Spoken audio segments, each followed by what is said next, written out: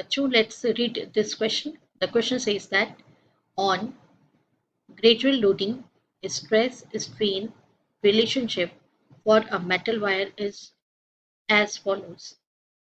Within proportionality limit, stress is proportional to strain, or stress upon strain is equals to a constant for the material of wire. If stress by strain is X in elastic region and Y in region of yield, then options are X is greater than Y, X is equals to Y, X is less than Y, X equals to 2Y.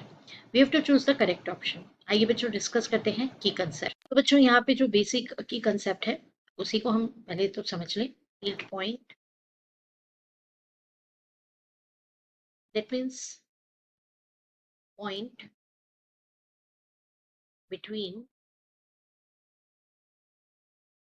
elastic region and plastic region. At this point,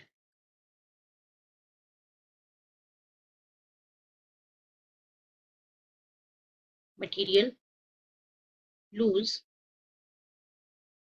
its elasticity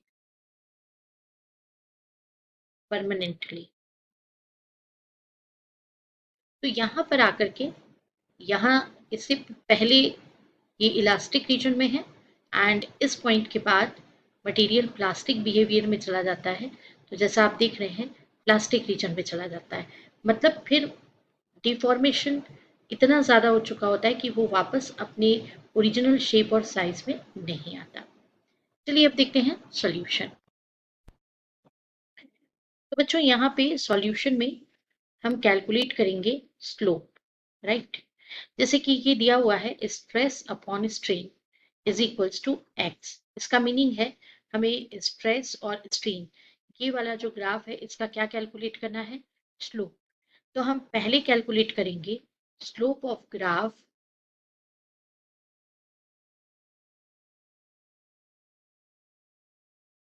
eight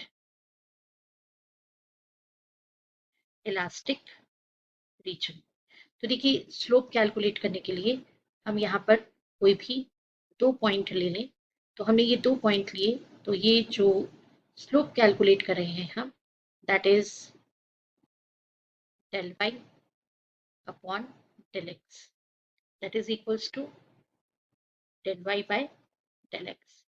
तो आप इसको देख करके कह सकते हैं कि ये जो रीजन है इस रीजन में ये स्लोप ऐसा चला जाता है, तो मतलब हम ये कह सकते हैं कि ये दोनों यानी कि ये जो हमने गिवन है del y और यहाँ पर जो ये पोर्शन है दैट इज del x, ये पोर्शन जो है ये कितना है del x, this one is del x। तो del y और del x नियर अबाउट कैसे हैं, इक्वल है बिकॉज ये स्ट्रेट लाइन है। देयरफॉर स्लोप कैसा होगा, यहाँ पे स्लोप नियर अबाउट 1 होगा। चलिए कैलकुलेट करते हैं हम स्लोप